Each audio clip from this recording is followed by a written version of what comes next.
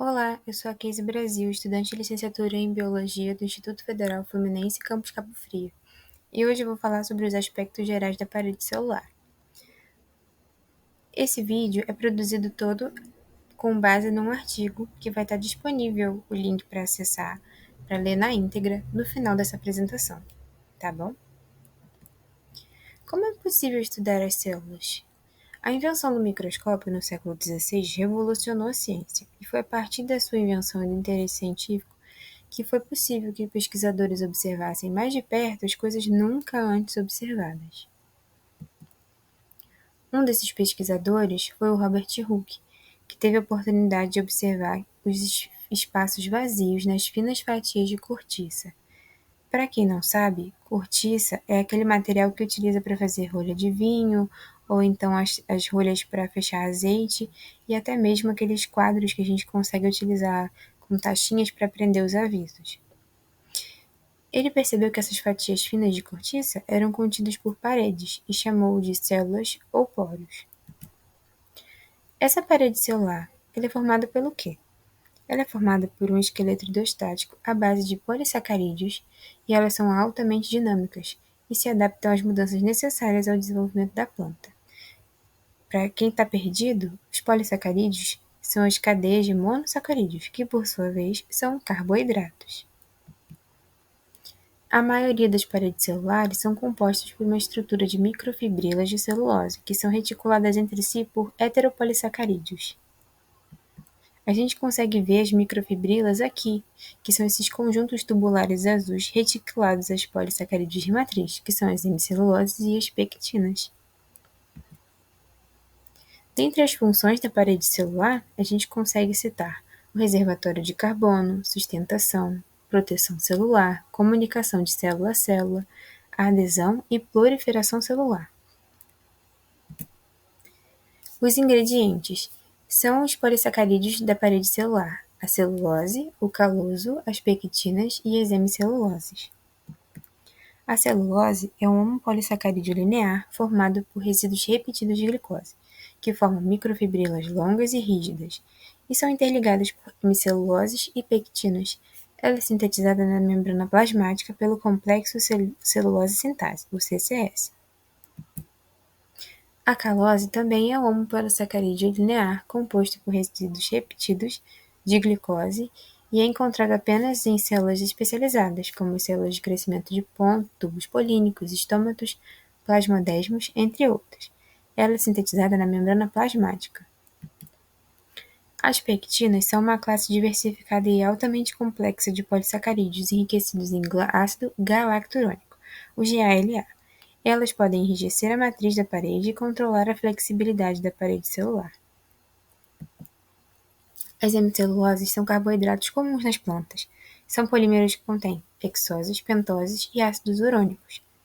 A principal hemicelulose nas paredes primárias é a XYG e nas secundárias as xilanas. Aqui a gente vai falar um pouquinho mais sobre a montagem dos polissacarídeos na parede celular. Ela é formada por resíduos de monossacarídeos ligados em série por ligações glicosídicas.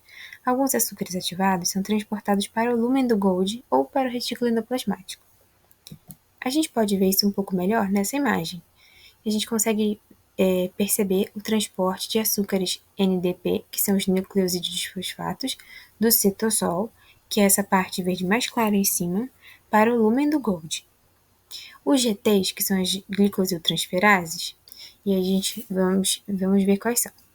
Esse domínio azul, que é esse círculo, né? E o GT2, que é do tipo 2, que parece um retângulo com uma colher. Eles produzem os polissacarídeos complexos. O GT do tipo 1 permite a passagem de vários domínios, como a gente consegue ver essa longa cadeia. Já o do tipo 2 permite de um por vez apenas.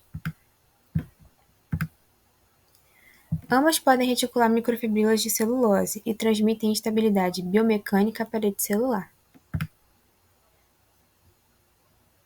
Em seguida, são adicionados os receptores específicos a polissacarídeos pelos GTs correspondentes.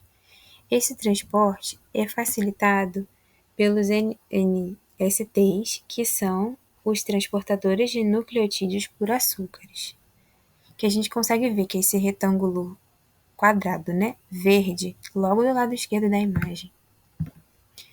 Posteriormente, os antitransportadores trocam o monofosfato de nucleosídeo por açúcares NDP específicos. Os NDPs são os nucleosídeos disfosfatos.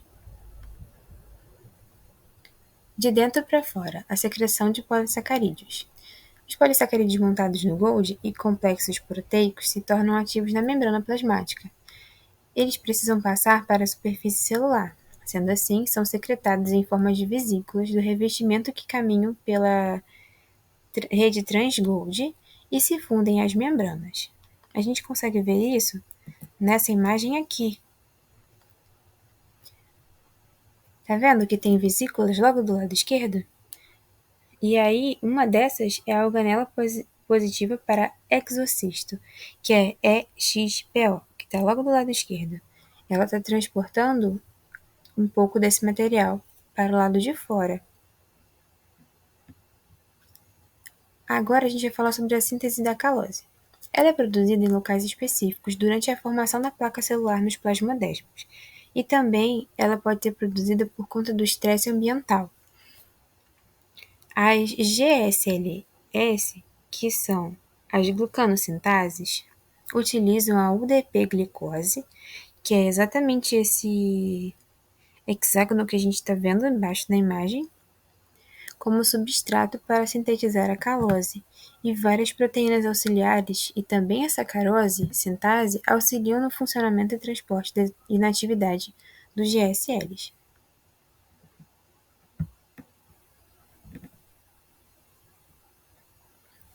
A incorporação na parede e modificação dos polissacarídeos. Acredita-se que as microfibrilas de celulose ficam emaranhadas na estrutura da parede, e os CESAs, que são as proteínas de celulose sintase, catalisam e impulsionam os complexos de celulose sintase para fora da membrana. Eles possuem movimento linear, movidos pelos microtúbulos, funcionando como uma espécie de linha de trem. A gente consegue ver isso nessa imagem aqui também. Tá vendo que são vários tubos e esses desenhos mais complexos que tem a palavra key, que é chave, em cima, são exatamente esses modelos de linha de trem. As microfibrilas de celulose são as estruturas de suporte de carga na parede, e a organização dessas, portanto, determina a direção da expansão celular, impulsionada pelo turgor. Turgor é a pressão que se desenvolve no interior de uma célula vegetal. A incorporação na parede e modificação dos polissacarídeos. Essa interação complexa entre diferentes enzimas de funções opostas funciona para ajustar justamente a expansão da parede e o crescimento celular, ao mesmo tempo que fornece suporte estrutural e estabilidade mecânica, um tema comum na construção e regulação da parede vegetal. Muitos componentes detectam a integridade da parede, e há uma infinidade de sinais internos e externos que afetam a parede celular. Eles precisam ser comunicados à célula para garantir respostas precisas.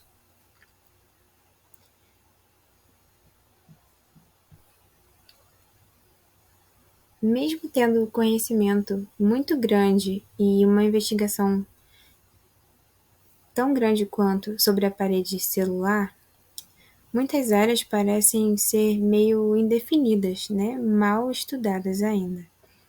Por exemplo, uma parte do nosso conhecimento é sobre os dados que a gente tem dos tecidos e não especificamente dos tipos de células. E por isso a gente não consegue saber exatamente o que acontece em cada síntese específica de tipos celulares na parede vegetal. E é por isso que é muito importante, né, que os estudos continuem sendo feitos para que a gente consiga entender melhor como é que funciona cada célula da parede vegetal, e não apenas disso. É uma área muito crescente e com grandes possibilidades futuras. Acho que isso é tudo por hoje. Até a próxima aula, pessoal! Muito obrigada por chegar até aqui e não se esqueça de deixar o seu like. Aqui, ó, está disponível o link para você conseguir ler todo o conteúdo que a gente conseguiu utilizar bem resumido nessa apresentação.